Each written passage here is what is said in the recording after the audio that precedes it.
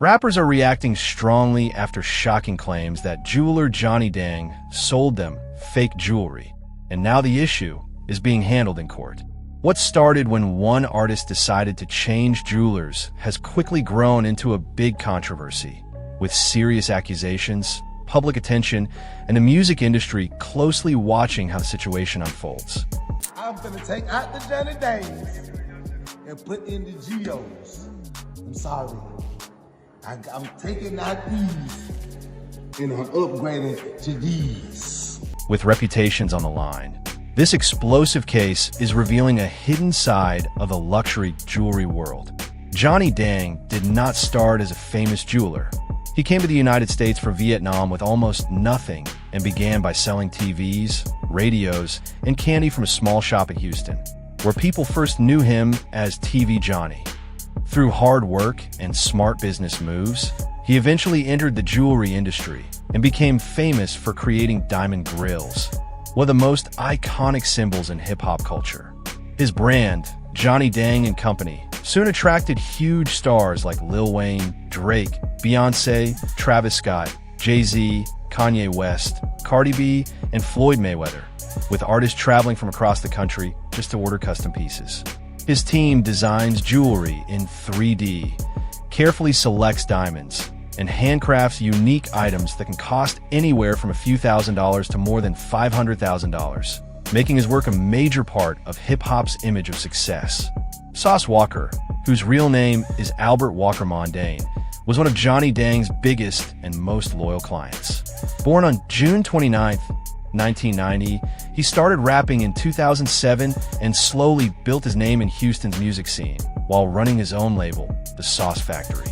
He became known for showing luxury, expensive jewelry, and street success, and he even claims he helped popularize the word drip in modern hip-hop slang. Sauce Walka says he knew Johnny Dang long before the fame, back when Johnny was still known as TV Johnny, selling electronics before becoming a famous jeweler. Over the years, as both became more successful, their relationship grew stronger, with Sauce spending large amounts of money on custom jewelry that Johnny's team proudly shared online. One of their biggest deals was a $500,000 Cuban chain, a purchase so large it was reportedly completed inside a bank. For Sauce Walka, wearing Johnny's jewelry showed loyalty and success, proving he had supported the jeweler from the beginning and was still one of his highest-paying clients. Sauce Walka didn't just buy a few pieces. He reportedly spent huge amounts of money, including shopping trips worth up to $300,000 in a single visit. He purchased VVS diamond earrings, custom rings, full grill sets, and jewelry similar to pieces worn by Floyd Mayweather, bringing his total spending to around $500,000. Johnny Dang also promoted these purchases online, highlighting Sauce as one of his biggest clients and turning their business relationship into a symbol of Houston success, where a local rapper and jeweler grew famous together. For years, everything worked smoothly, but between 2024 and 2026 something changed when Sauce Walka wanted an even bigger, more advanced grill that would set a new trend. Instead of going back to Johnny, he chose another jeweler, Jose J. Mata, also known as Plug Geo, who had previously worked with Johnny before starting his own competing business. This decision was seen as more than just switching jewelers. It sent a strong public message. Sauce made the moment dramatic by sharing a video online where he removed his Johnny Dang grills on camera and replaced them with a new set from Plug Geo, turning the switch into a viral moment that quickly caught the internet's attention. World's most expensive grill, man. Sauce Walka, Plug Geo, you dig? I'm gonna take out the Johnny Dangs and put in the Geos. I'm sorry. That short sentence, "I'm sorry," did not feel like a real apology at all. Instead, it sounded like a final statement that confirmed a decision had already been made. The calm way it was delivered made it seem like there was no regret, only confidence, as if the speaker fully stood by his choice and was ready for whatever reaction came next. I'm taking out these and I'm upgrading to these. The word upgrading was the most powerful part of the message. It did not just suggest he changed jewelers. It clearly showed he believed the new work was better. By using that word publicly, he made it sound like the grill made by Plug Geo was on a higher level than anything Johnny Dang had created for him before, turning a simple switch into a bold statement about quality, status, and reputation. We setting the bar standard in the state of Texas so high that it cannot be beaten. Welcome to Texas. He was not just buying new jewelry. He was trying to set a new standard for luxury in the Texas jewelry scene, and he made sure people connected that change to Johnny Dang's past work. But the real controversy began when Sauce Walka accused Johnny Dang of selling lab-grown diamonds, also called CVD diamonds, while presenting them as natural diamonds. He did not describe it as a small mistake or confusion, but as a serious betrayal after spending hundreds of thousands of dollars with someone he had trusted for many years.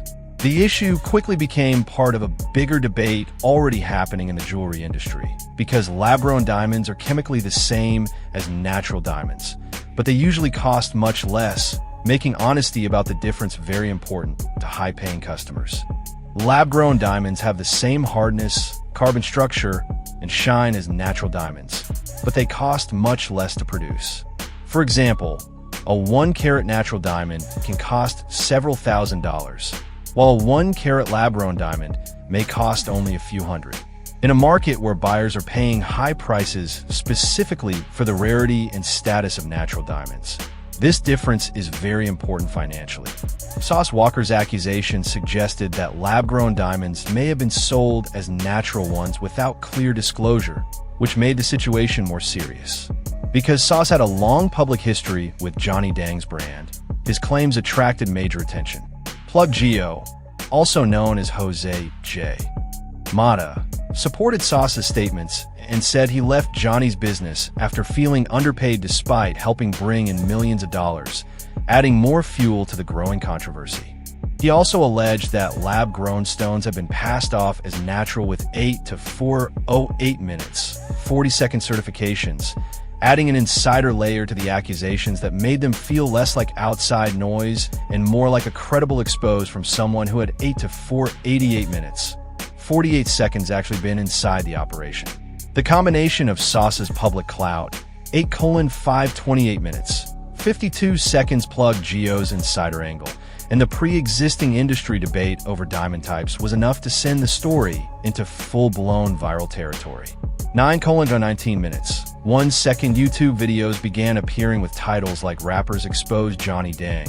9:59 minutes. 5 seconds rappers go off on Johnny Dang. And Johnny Dang's Houston store raided. 9:109 minutes. 10 second social media posts claimed his flagship store had been raided by authorities. 9:149 minutes. 14 seconds some videos claimed he had been arrested. Others claimed his $200 million empire was on the verge of collapse. The story was spreading faster 9:229 minutes, 22 seconds than anyone could track it. And not all of it was true. I'm the one spent the $500,000. I did that. I'm the only that got the same necklace that Floyd Mayweather got. The new grill made by Plug Geo was described as the world's first permanent $1 million grill. It featured large 3-carat and 1-carat diamonds set in rose gold, designed to stay in place permanently instead of being removable like traditional grills. According to Sauce Walka, the price was more than 10 times higher than his previous grill, making it not only a luxury piece, but also a bold statement of status, innovation, and extreme wealth in hip-hop jewelry culture. How many rappers you put this chain on and they walked out this hole? Not with this though. Exactly. I see you put it on a lot of rappers. You tried to make a lot of people buy it, and then they took their off. The message behind Sauce Walka's comments was clear. He suggested that Johnny Dang's relationships with artists may not have been as strong as they appeared publicly, and that some clients may have quietly moved on over time. By speaking openly, Sauce made it seem like he was saying what others might have been saying privately, whether true or not. As the story gained more attention, Johnny Dang finally responded. But instead of immediately focusing on the fraud accusations, he addressed the situation on a personal level. In a series of Instagram videos, his response felt emotional and unfiltered, showing a man who seemed genuinely hurt and disappointed, speaking directly to the public without the typical polished style of a carefully managed brand statement. Sauce, how How long we know each other, man? Over some 20 years. That first statement made the tone of his response very clear. Instead of beginning with a legal defense or directly denying the accusations, Johnny Dang focused on the long relationship he believed he had built over nearly 20 years. He talked about the shared history and loyalty between them, showing that he felt personally hurt and publicly disrespected in front of millions of people online, as if the bond they had built over time had been ignored. I never gave you for free, and I never asked for free you know? I'm happy you shop with me. Johnny Dang made it clear that their relationship was always based on real business, not favors or special treatment. He explained that every deal was paid for properly and handled with professionalism and respect. By saying this, he pushed back against the idea that Sauce Walka had been overcharged or treated unfairly, insisting that their partnership was honest, balanced, and beneficial for both sides from the beginning. You buy jewelry everywhere in LA with my boy Cap in New York. It's all good, it's all love. Everyone needs to make money. Johnny Dang argued that Sauce Walka had bought jewelry from other jewelers in different cities before and had never caused any drama. According to Johnny, the real issue was not the decision to switch jewelers, but the way his name was publicly mentioned in a negative way. He felt that linking his name to the change made it seem like he had disappointed, misled, or provided lower quality work, which he strongly disagreed with and believed damaged his reputation. It's no problem. I know you just spend money for the grill. It's all good. But don't disrespect my name, bro. Can you do that? Don't do that shit. The main message in Johnny Dang's response was simple. He wanted respect.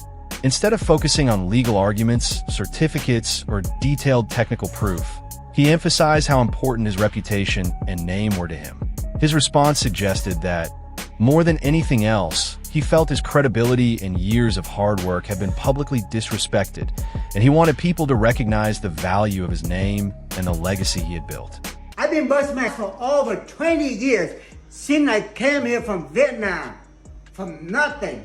Johnny Dang also reminded people of his journey from Vietnam to the United States to show how much hard work went into building his reputation. He spoke about starting with almost nothing, selling televisions and candy, then slowly moving into the jewelry business and eventually creating pieces for some of the biggest stars in the world. By sharing this story, he wanted the audience to understand how serious the accusations felt to him, especially coming from someone he had known for 20 years, because he believed his name and success were built through years of effort, not deception. I'm not perfect.